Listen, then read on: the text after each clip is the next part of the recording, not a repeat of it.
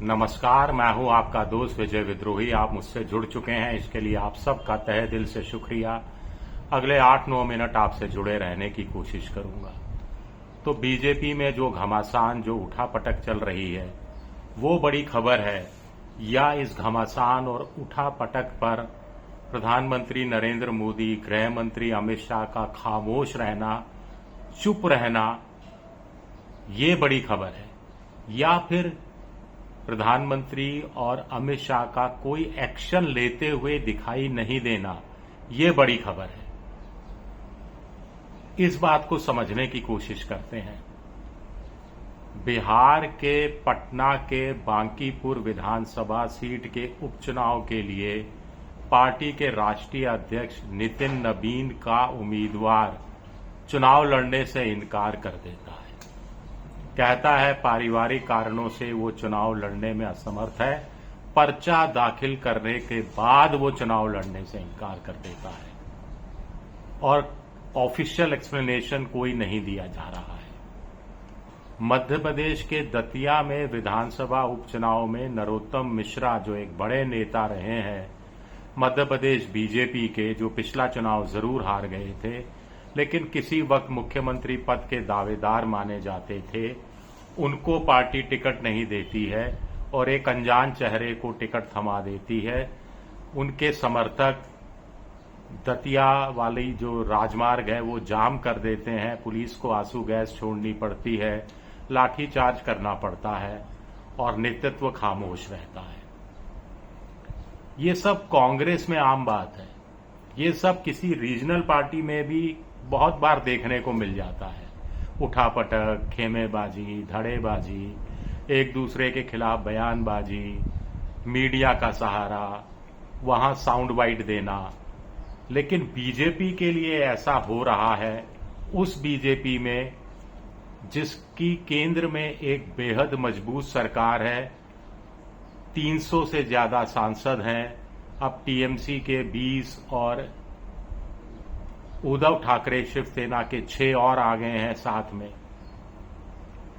उस बीजेपी में जिसकी देश के 28 में से 22 राज्यों में खुद के दम पर या एनडीए के साथ राज्य सरकारें हैं, जहां मोदी और अमित शाह के कहने के बगैर, बिना कहे पत्ता तक नहीं फड़कता, कोई फैसलों को चुनौती नहीं देता, कोई सर उठाकर नहीं देखता, उस बीजेपी में ये सब हो रहा है, तो कुछ सवाल बुनियादी तौर पर उठते हैं। कहने को आप कह सकते हैं कि ये उतार चढ़ाव है, सब दिन ना हो तो एक समान। 2024 के लोकसभा चुनाव में बीजेपी 240 पर सिमट गई थी। भाई लोगों ने मरसिया पढ़ना शुरू कर दिया था, बैसाखी वाली सरकार है, कब तक चलेगी, ऐसे कैसे चलेगी, नीतीश कुमार, चंद्रबाबू नायडू ब्लैकमेल करेंगे। लेकिन बीजेपी बाउंस बैक करती है, हरियाणा जीतती है, महाराष्ट्र अभूतपूर्व समर्थन मिलता है, बिहार में वो जबरदस्त जीत हासिल करती है, पहली बार अपना मुख्यमंत्री बनाने में कामयाब होती है। 4 मई को तो बीजेपी का इस साल ऐतिहासिक दिन आता है। पश्चिम बंगाल में न केवल वो चुनाव जीतती है बल्कि उसके बाद टीएमसी के भी 2 टुकड़े कर देती है। तो ये बाउंस बैक होता है। लेकिन फिर आप देखिए, पश्चिम बंगाल में जीत का जश्न भी ढंग से नहीं मना पाती कि पहले इंडियन एक्सप्रेस में मध्य प्रदेश के मुख्यमंत्री मोहन यादव के खिलाफ लंबी चौड़ी रपट छपती है जमीन खोरी को लेकर। उसके बाद राम मंदिर का विवाद शुरू हो जाता है, चढ़ावा चोरी के किस्से सामने आने लगते हैं। भागीरथ चौधरी कृषि राज्य मंत्री मोदी सरकार में अजमेर में, उन पर कॉन्फ्लिक्ट ऑफ इंटरेस्ट, प्रॉफिट, यानी खुद के ही मंत्रालय से 99 लाख रुपए की खीरे को लेकर सब्सिडी लेने का मामला सामने आता है। इतने पर ही नहीं टिकता, भूपेंद्र यादव जो ब्लू आइड बॉय कहलाते रहे हैं, वन एवं पर्यावरण मंत्री, उनका जो निजी स्टाफ है 4 लोगों का, उसमें से 2 को हटा दिया जाता है, 2 को टर्मिनेट कर दिया जाता है, मंत्री जी को भनक तक नहीं लगती है। और भी खबरें छोटी मोटी छुटपुट इधर उधर से आनी शुरू होती है। तो ये जो हिचकोले खाती हुई चीजें दिख रही हैं, ये क्या किसी बड़ी चीज की तरफ इशारा कर रही हैं, या फिर ये समय का फेर है? फिर अभी यूपी चुनाव फरवरी मार्च में जो होगा उसको बीजेपी जीत जाएगी, पंजाब में अकाली दल के साथ मिलकर कामयाबी हासिल कर लेगी, उत्तराखंड में फिर सरकार बचा लेगी, गोवा में चौथी बार आ जाएगी, हिमाचल कांग्रेस से छीन लेगी, गुजरात तो अभेद किला है। क्या ये सिलसिला हमें 2027 में दिखेगा, या फिर कुछ और होगा, तस्वीर और पलटती हुई दिखाई देगी?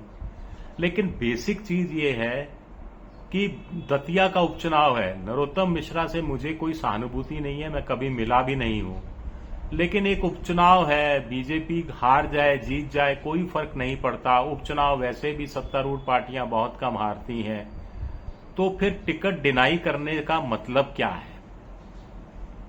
फिर जिसको टिकट नहीं दिया गया उसको बीजेपी ने बहुत कुछ दिया है, उसका अपने समर्थकों के बल पर सड़क पर आने का, समर्थकों को उकसाने का इनडायरेक्ट रूप में, परोक्ष रूप में, आखिर उसका मतलब क्या है?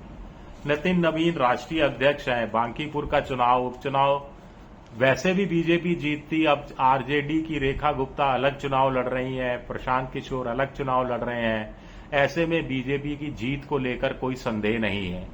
ऐसे में बीजेपी का कैंडिडेट अभिषेक कुमार, जो कायदे से नितिन नवीन का कैंडिडेट था, जिसको जिताने की जिम्मेदारी भी नितिन नवीन पर आती, उसको हटाने का क्या मतलब है? कुछ लोग कह रहे हैं कोई वीडियो ऑडियो है, पुराने कारनामे हैं, उससे भी कुछ खास फर्क पड़ता है क्या?